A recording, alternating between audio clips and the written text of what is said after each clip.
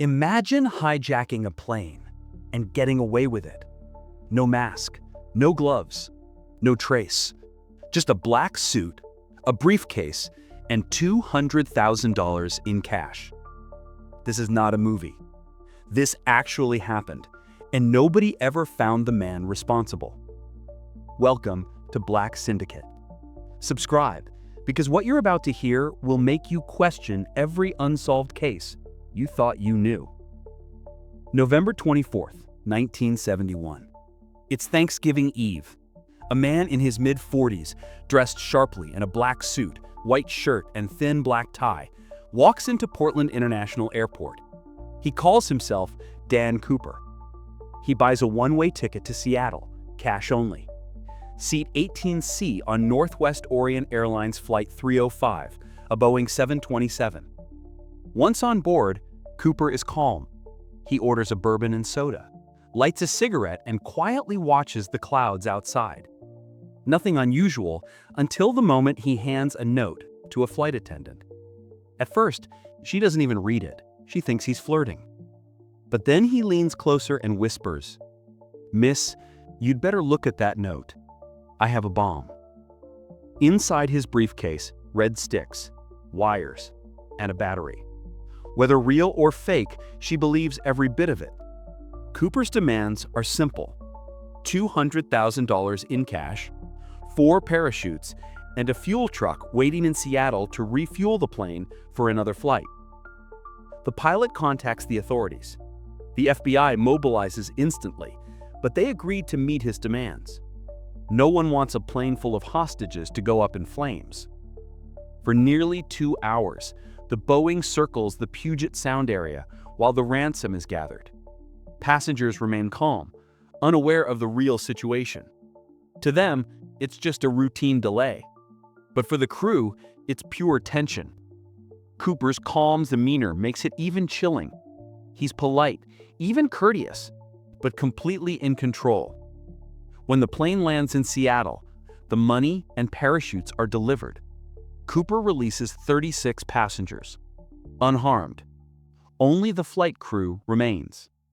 Then he gives new instructions. They're flying south, toward Mexico City, at an altitude of 10,000 feet, with the rear staircase extended. It's around 8 p.m., heavy rain, winds over 100 miles per hour. In the darkness above the dense forests of Washington state, Cooper makes his move. He straps the cash to his body, puts on one of the parachutes, and walks toward the rear stairs. Before disappearing, he turns to the crew and says one last thing: "No funny business." Then the rear door opens. A deafening roar fills the cabin. The altimeter drops, and D.B. Cooper jumps into the storm, never to be seen again. When the plane lands safely, the FBI swarms the tarmac, but Cooper and the money are gone. Hundreds of agents search the wilderness for weeks. They find nothing. No parachute, no body, no briefcase. It's as if the man evaporated into the night.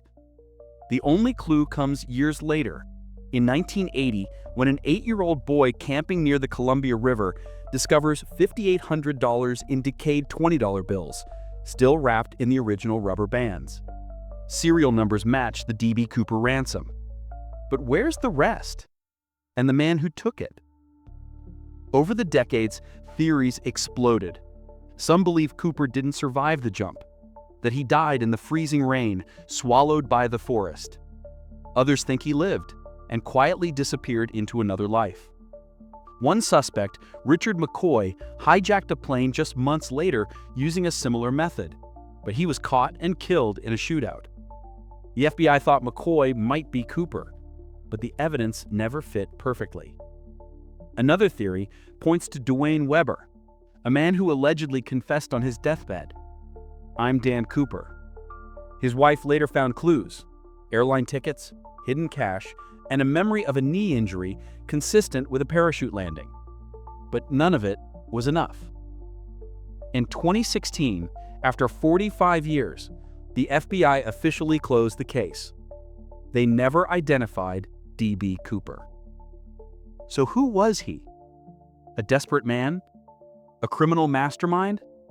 Or a symbol of something deeper in the American psyche? D.B. Cooper became an anti-hero, a man who outsmarted the system, humiliated the FBI, and vanished with the loot. Movies, books, and songs glorified him.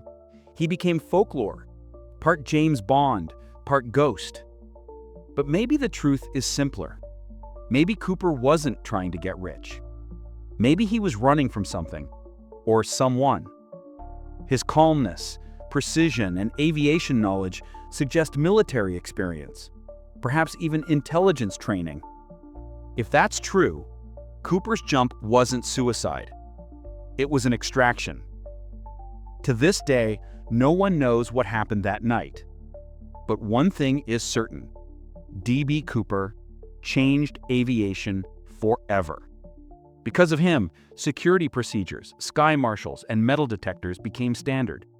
He forced the FBI and America to rethink what was possible. Maybe he died that night. Maybe he's still out there.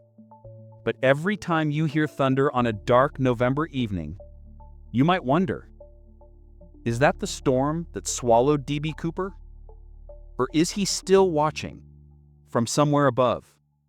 If you love real stories of crime, mystery, and the underworld, subscribe to Black Syndicate. Because next time, we're diving into the unsolved heist that even the mafia refused to touch.